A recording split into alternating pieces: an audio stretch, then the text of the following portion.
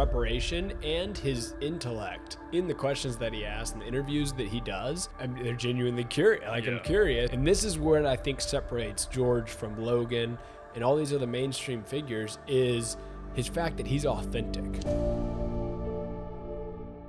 Welcome back to the Riff Podcast. We are talking about George Janko today, okay? Because I've watched a little bit. He's came out, like, obviously he did that one podcast with Andrew Tate where he blew up. We've talked about that a little bit, but or in a previous podcast. But now he's like been going around. He's been making his rounds, dude. And I used to watch Impulsive a lot with Logan Paul and George, and even before that Spencer guy. I mean, heck, we watched Logan Paul. I think everyone kind of like on the internet watched Logan Paul like in 2017. What do you mean, by the way, by making his rounds? He's doing a lot more interviews and stuff? Yeah, like with people who are actually like cool to listen to. I haven't, honestly, I think the only podcast I've seen of him is Really? Andrew Tate.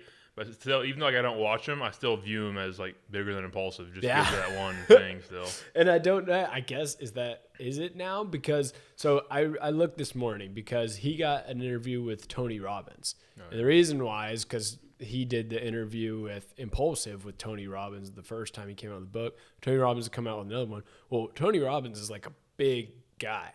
Like, first off, big physically, but just like big mainstream figure that like not only is looked up to by the population masses, but he is looked up to by like he worked with Tom Brady. He worked with like big name people. Yeah.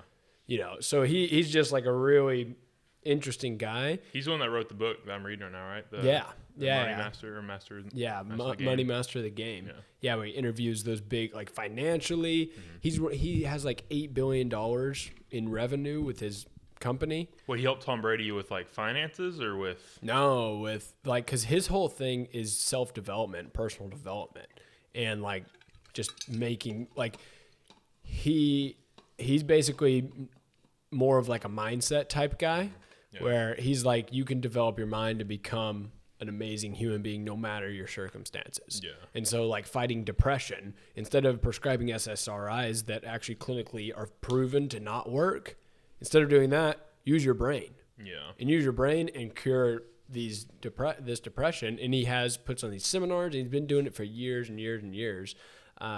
Basically like psychiatrist. Yeah. To the masses and to millions of people, has like changed lives and stuff. And so George got him on the podcast, and they have a very good conversation. In podcasting, I mean, we plan little, but we do plan some, right? Yeah. Probably not to the extent that we need to. Yeah. We'll get better. And I think George, coming with experience from Impulsive, had that already baked in. I think it's different when you have guests, though. Yeah. Like, because like when Impulsive does just their podcast with like Logan, Mike, and whoever, I really don't think they plan that much. I'm sure they have like a topic, but then they just go in and bullshit. Yeah, that's true. But like, I've thought about like if we had a guest, like I'd honestly be kind of nervous. I'm like, do we need to get some like good questions lined up? That because you never want to get to the point where you're like, well, like this is fun. Well, this is a good podcast. Like, did you watch? Theo Vaughn just came out with one with Shane Gillis. Okay. And those are like two of my favorite comedians. So I was like, I'll watch it. Yeah. It's pretty awkward, like the whole way through. Like Theo's like a few times, like I'd get quiet, and every time it's like Theo's go-to, he's like, what were we talking about? And Shane's like, oh, we were talking about this, and Theo's like, oh yeah. He's like, well, this is going good, and Shane's like, it is going good, and I'm like, this is fucking awkward. Like it's weird, but usually I don't want to be in that weird situation. Yeah, because that is weird, and maybe it's because it's two comedians. Like it's hard to ask a comedian questions about their practice. Yeah, when you're both like in the same, and you're probably, it's kind of, I mean, like we could talk a lot because we've been friends for so long, but if you're in the same industry, like if we do the same thing over, it's kind of like, it's almost like relationships, to a point to where like, if you're in a relationship and you work with your spouse, you sleep with your spouse, you eat with your spouse, you do everything with your spouse. Well, what are you going to talk about when you just want to talk? Yeah. Like you're like, you can't say, how's your day going? Because you both know how your day went. Yeah. You know, and so then it gets to like where it's kind of complicated in that. So I could understand that a little bit, but I see George, at least his preparation and his intellect in the questions that he asks and the interviews that he does.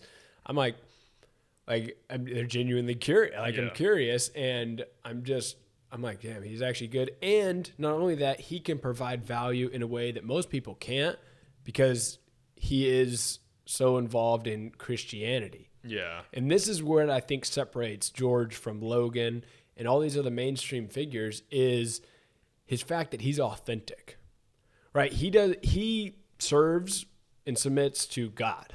That's it. That's the only person that he really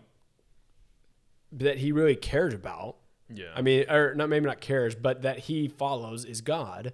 Whereas you see these other guys, like Logan, for instance, he follows what his audience wants. Mr. Beast follows what the audience wants. Yeah. Right? And they do these things in order to please their audience.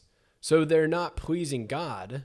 They're not pleasing this, like, the universe, the betterment for the world. They're instead trying to give their audience what they want, which is good. It's good. And obviously they blow up from it.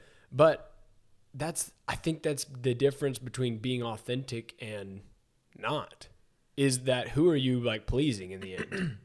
Yeah, that, and then also, like if you're just going based off of your own beliefs and not off like a higher power, you're probably more not scared, but more hesitant to like challenge somebody on something. Like when he was interviewing Andrew Tate, like he could call him out on some stuff because it's calling him out from the perspective of Christianity and from God's view, not from I think what you're doing's wrong. Yeah, it's like he says what you're doing's wrong, so then you have the power to kind of and then also you have to, like, Andrew Tate couldn't just be like, well, it's your opinion, because it's not just his opinion, and then that makes him respect him and like gives him like, there's not many people that could interview Andrew Tate and have Andrew Tate be like, that's a good point, I'm gonna have to think about that.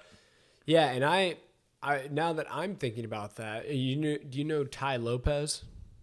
You said it's like the guy that started. Yeah, this is my garage. Yeah. This is knowledge. Whatever. It's literally like one of those ads. It's kind of like V-Shred, like you're talking about V-Shred. What did you say he started, though? It wasn't social media marketing agency. Yeah, back in, because he ran Google Ads like in 2010 or whatever when it first came out. And then he ran social media marketing agency and developed that, started that.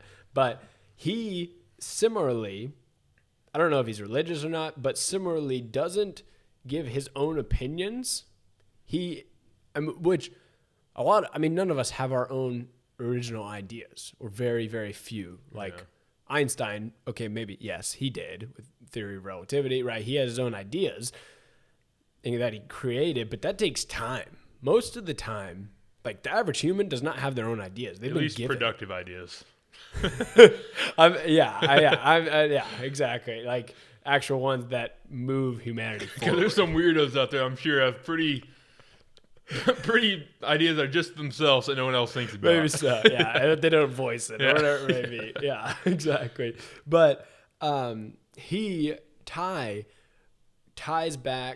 Lopez ties back his ideas to books that he has read and where he got them from. So he cites his sources verbally, right? Which is respectful because he can say a thing that's far outlandish and like way out there, but he puts the blame on this book that he read and how he gathered that knowledge. So they can't directly attack him for saying, well, why would you believe that, blah, blah, blah. Because he's like, this is not my belief. It is a book that I read that came from this guy. Yeah. He's like, it's a good thing to voice and think about, but I don't genuinely believe it. I don't believe anything. Yeah. Which George, he always ties it back to the Bible. And if you question the Bible, then you're questioning billions of people, which you're gonna have issues. Yeah, that goes back to like even like when me and you were talking about something. If I were to say like say you hadn't heard this on a podcast before, I'm sure you've already heard this, but if I said, it's actually better to, I don't remember which one it was, either hot tub before ice tub or ice tub before hot tub. If I said that to you, you'd probably be like, all right, like maybe you don't really know what you're talking about. But I was like, but I heard it on a podcast where Andrew Huberman said it. Yeah. You'd be like, oh, I need to start a hot tub before an ice bath. Yeah, exactly. So it's like, because then you're not just challenging my opinion, you're challenging the scientists' opinion. So it's like, that's like the small version of it compared to the Bible, because then you're challenging the almighty powerful Bible that is Christianity and all these religions. Because Andrew Tate couldn't argue with him when he said is it polynogamous? How you say it? Like polygamy. Yeah, but you don't say like I'm polygamy. You say I'm polynogamous. However you say it, but like he's like, yeah, I am like that, but he's like, but also I can't say it's right that I'm like he acknowledge that it's wrong because he knows it's in the Bible that it's wrong. Yeah. So like he kind of has to bow down to that. Yeah, he does. Yeah, because if you don't, like, I mean, that's his opinion, and so that's why you can challenge his opinion because it's not tied to anything. Yeah. Whereas George, you can't question his being monogamous because that's what the book says, and he's following the book. And so he's like, I don't believe in monogamy. I believe in this book that says that you need to be monogamous. Yeah. And so then you're like, okay, that makes sense. Mm-hmm. Which is funny in a way. Like maybe that's something that, I mean, I guess that's something I should probably work on is instead of me voicing. I started doing that. That's two podcasts in a row. I smacked my cup on there. Yeah. Instead of me voicing my opinion on things, like I need to say, I mean, like you said, like I got this from blah, blah, blah, and cite my source, and then I can explain. I think you would get a lot more credibility in that. I think so too, because for two reasons. Like, if I were to see that and tell you, like, oh, you get a lot better, I can't remember the word, like benefits from hot tubbing before ice bathing. And you're like, oh, whatever. And then a week later, you see that on that podcast, and you're like, he heard that from that, and you tried. Like, it almost seems like you tried, seemed like it was your idea, and like you came up with it when in reality you got it from.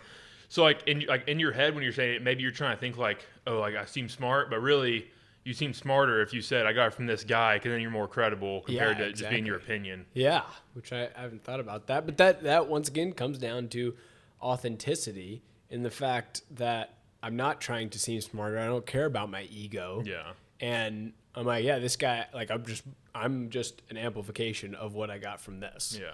Which then ties into that, like, genuinely, I think George, right now, and you can look at numbers and things, and like, obviously the Andrew Tate one blew up and stuff, and Logan, like, he gets, like, go look at the guest between George and Logan, or Impulsive, and you'll see the difference. And there's different styles, but dude, I can see George blowing up way, way more. And not only that, it's just him. Like, it's just George. Logan has Mike as well, and then a guest. It's just George and a guest talking, which is very rare in this podcast space to just have one person to actually create enough conversation to be interested in. Yeah, it's not even like I think George's podcast, which I do think it's better than Logan's, but I don't think it has the better chance of blowing up Logan's, because I think Logan's already did kind of blow up and it's died down, which to blow up again after you die down is a lot harder because everyone already knows who you are. They don't see it for the first time, be like, oh, I kind of want to see what this is about. They already know what it's about. They already know they got tired of it. Compared to George, it's fresh, it's new. Like, it's like a whole different opinion. And I think a lot of people see it as dissing Logan by watching George, which I think helps George's case a lot. Yeah. Because a lot of people dislike Logan. Yeah, maybe so. And I do see it as when you're authentic, right, it typically lasts because you can do it a long time, right? Whereas Logan, when you're trying to please other people, like, you are going to have those ups and downs because you are not yourself, and it's hard faking yourself for years and years and years and years. Like, and you become destroyed by that. Yeah, and I haven't watched an Impulsive podcast in a while, but I do think Logan is more authentic than we think he is, because I watched a Mike Malek video. He uploaded a video like a day or two ago saying why mine and Logan's friendship fell apart, which I knew was probably clickbait, but I wanted to see, like, if they, because I don't know if they still hang out or not. So I want to see if he was just talking about it, if they were hanging out or what it was. And it was in, like, on a trip together, and Logan's I was dying laughing at some stuff he was saying. He's funny. He was like being like genuine, like cracking jokes about himself. He was talking about, like, because to me, him and Nita's relationship, he's just whipped. Like, that's how I picture it. Okay. But he was telling Mike, he's like, yeah, Nina got mad at me for playing video games yesterday. And Mike's like, oh, really? He's like, yeah, dude, I've been loving this Pokemon, some game.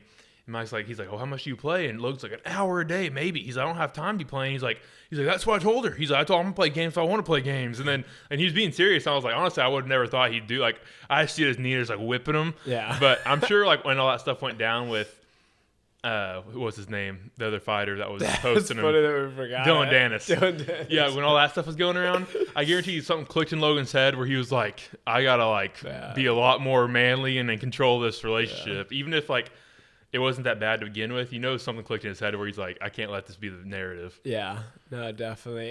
And I mean, I've come to watch less and less and less of Logan Paul and continue to watch less.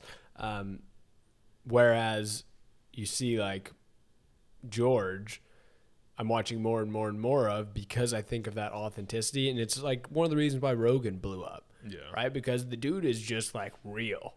It's him. He is one where it's just one person. It's Rogan. I mean, Jamie's in the background, but I think the only reason the only reason why we know him is because he talked George. He does bring on his fiance every once in a while, things. So maybe if I watch more of it, but it is just very interesting to see the kind of dynamic between an authentic person and someone who pleases audiences and wants fame, popularity, views, and even almost pleasing the guests too. If you think about it, when Logan has guests on, a lot of times he's kind of sucking them off a little bit. Yeah, he is. Compared to Joe Rogan, if somebody says something he doesn't agree with, he'll straight call him out. Challenge. He'll create full on arguments on his podcast. If he doesn't agree with you, he's gonna let you know. If you when Andrew Huberman was on there, he said something about him doing his ice baths at an insane temperature, and Joe was like, "No, you're not." Yeah, he's like, "It's not possible. You'd be dead." Yeah. And Andrew's like, he said, "Well, it might be something." And Joe was like, "No, you're not doing that." Yeah. He just straight calls him out. He doesn't care about backlash because it's true. He's not doing that. He knows the stuff. If you know your stuff, you can call people out like that and be confident. Which is interesting because once again, I'm quoting Ty, I'm quoting George, I'm quoting Joe. You don't really quote Logan Paul. From a sense of because they quote other people so much and they put things on the Bible, they put things on Joe Rogan puts it on his other guests. He's this guy said this and this, right? Now he's became credible enough that he quotes other people so much that now you trust him. Now you're okay, if he said something, it probably came from someone else that knows what they're talking about, so I'm going to trust him. Yeah, well, that's Joe Rogan is that. Yeah. He is one of the people you can trust because he does have so much knowledge from talking to all those people. Yeah. So he's just he's just a body of knowledge. Exactly. Yeah. And it's not his own opinion. It's stuff that he's gained from interviewing all these people. So that's interesting perspective. But that's different about Joe, though, is when I hear something that, a few podcasts ago, I kept on bringing up stuff that Andrew Tate said on George Janko's podcast because I believed it was true. Yeah. And I was like, oh, yeah, and Andrew Tate said this on the podcast, so I was quoting him. It's because we talked about it the other day. You know it, but you don't own it. Yeah. I think Joe Rogan owns his knowledge. Stuff he hears from those guys, he's probably heard it so many times. He doesn't have to think back. I remember him saying that. It's when that topic gets brought up, he knows that knowledge. He owns it, so he just knows off the top of his head, so he can argue it. Compared to me, I'm I think I remember Andrew Tate talking about that, and he said this. Yeah. Compared to if I just knew it off the top of my head, I could just argue it. Yeah, I think that takes years of experience in building that. Yeah. But I'm definitely because I read a lot of books, and that's where my opinions come from, is from the book, so I need to quote them. Yeah. I don't know. And it makes it's not even more credible because they know it's coming from that source. It makes you more credible because they know you're listening to credible sources. Yeah, exactly. So. Yeah, it definitely is. Well, interesting perspective. What do you guys think? You think George is going to be better? You think Logan's going to win it in the end? I don't know. Put your opinion down below, comment section below. If you haven't yet subscribed, we're here every Monday and Friday and we'll continue to be indefinitely. Catch you guys in the next one. Peace.